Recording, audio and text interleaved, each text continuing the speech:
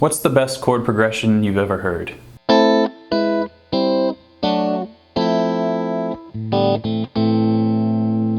Maybe. But the point of this lesson is to help you create something brand new, not Stairway to Heaven. What I would encourage you to do as kind of a precursor to this lesson is check out my guitar course. It's called Guitar Super System, and it's going to teach you all these different chords and how they relate to each other. It'll help you understand intervals, the harmonic analysis, meaning this is the 1 chord, this is the 2 chord, because I'll be referring to these chords as the 1, the 5, the 4, etc.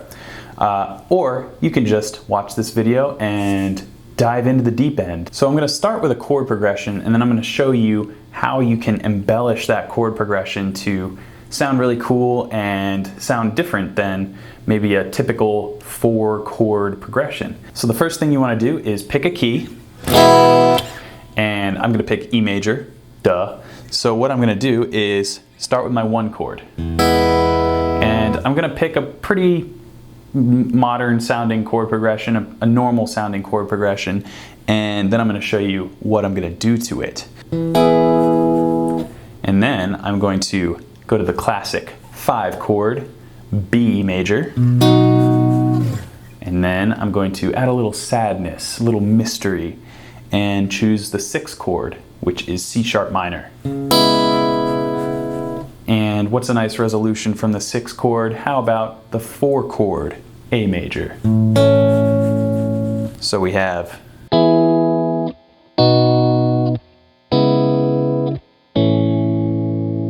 nice. So how can we take that from what it is right now, which has probably been played by 8 billion people in this lifetime, and how do we change it into something that's ours, that's unique? Well, let's start by changing the sound of these chords. So we're going to stick to the same root notes, but we're just going to embellish the voicings. So instead of this chord, let's take a triad. So we'll choose this string set here, the G, B, and E strings. And there's our E triad. And if you don't know what a triad is, you can learn about them in Guitar Super System, which is the course that I teach that I mentioned earlier. There's a link to it in the description of this video. So here's an E triad. So I am going to find the next chord, which would be our B chord. And if you know about harmonic analysis, you know the 5 chord is actually a dominant 7th chord in the major scale. So instead of this regular just B major chord, we're going to change this to that.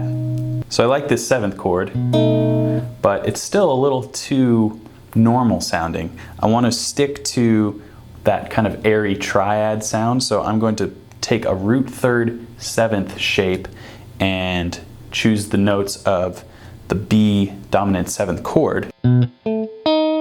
Keep them down here on this string set. So that would be. So we have,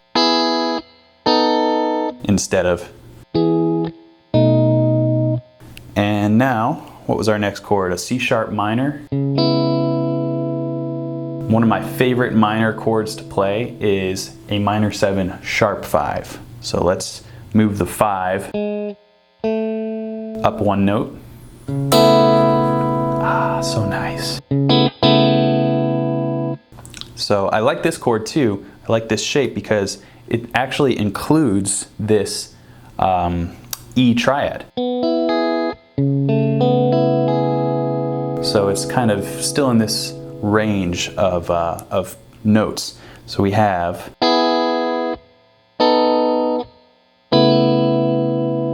that sounds a lot different than, and I think it sounds cooler. So our last chord here, A major. I really like this shape too, this kind of bar chord with the open strings. But just to add a little more zestiness to it, let us take this root note and move it up to the 9th. So it's an A major 9 chord.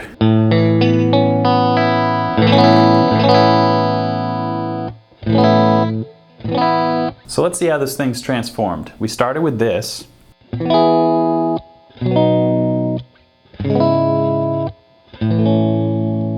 And now we have this.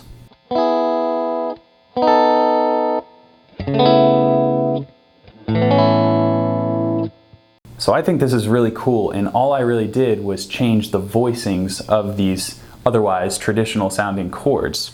And to take it one step further, because that's what I like to do, I'm going to add in a couple more little nuances to really make this an original sounding cohesive part instead of just playing blong, blong, blong, blong. So let's see if I can find another couple chords to spice this progression up even more. So we started here with our triad. Now, how about a sus chord? I like the sound of those. So, how about, you know, sus chords like to resolve to the dominant chord. But there might be something else I can do here, so how about... Okay, I like that, because that is setting up the dominant tonality with, this is just a B with a third, so a small B chord. So to put this in some kind of musical context, maybe I could play something like this.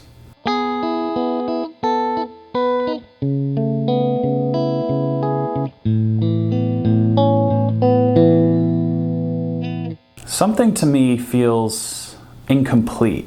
So I like ending on this 4 chord, but I want to take it into another direction. And this is where understanding harmonic analysis, which is that concept that I told you about where there's a 1 chord, a 2 chord, 3 chord, the stuff that I talk about in guitar super system. This is where having a grasp of that type of thing comes in handy, because I'm really just picking and choosing out of that library of chords. So I have this 4 chord here, and I know that the 2 chord is a minor chord in the context of the E major scale. But I also know that this actual shape here, if I changed it to major, and not major 7, mind you, just major, the only note that changes here is this A to an A sharp. So that sounds like a really cool and different resolution than that. So let's see what that feels like when I put it into that little rhythm that I was playing.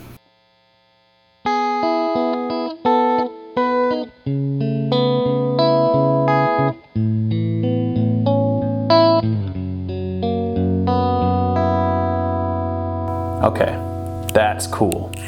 So I really like this sound.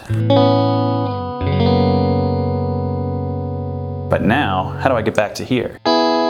Because this is kind of an awkward transition, right? Maybe I can go back to the 5 chord.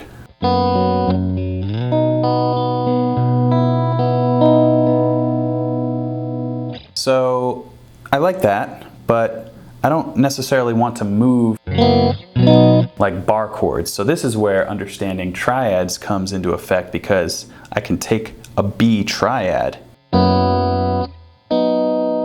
and it doesn't sound like I'm just moving shapes around the neck. It's kind of a style of voice leading, which is another musical term, but instead of coming from my bar shape here and just moving it up, I can go. And that just sounds a little bit more natural to me. So, in total, I think this is what I have. Let's see if I can remember it all.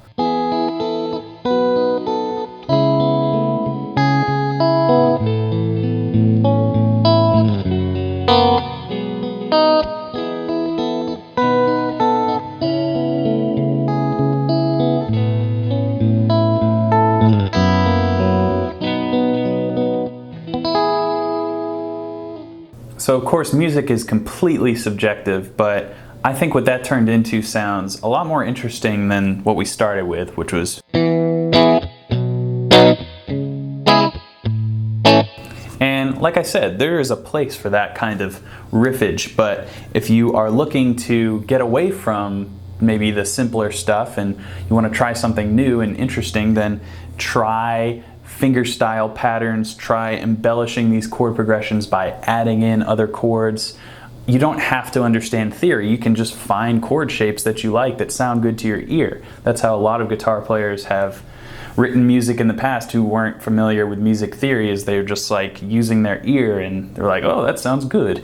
And a lot of great music has been written that way. So I'm not saying you have to understand music theory like you could in my course, Guitar Super System, but it is something that is just useful to know because it helps you kind of navigate the fretboard a little bit easier, and it helps you be a little bit more scientific. I don't know if that's the right word, but it just opens up a new landscape for you and allows you to write music in a way that you maybe didn't consider before. Again, the keys to this are finding a chord progression that you like, and then maybe substituting different shapes of that chord or different voicings of that chord, and experimenting with that type of thing, and then maybe adding in even more chords to transition between your original choices of chords in your chord progression. How many times can I say chord? Okay guys, that's all I have. I hope you enjoyed this. It's just really fun for me to sit down and compose a piece of music on camera. It's always one of the biggest joys I get out of making these videos, so thank you for watching and giving me a reason to do this. So leave a comment if you have any questions, and I will see you next time.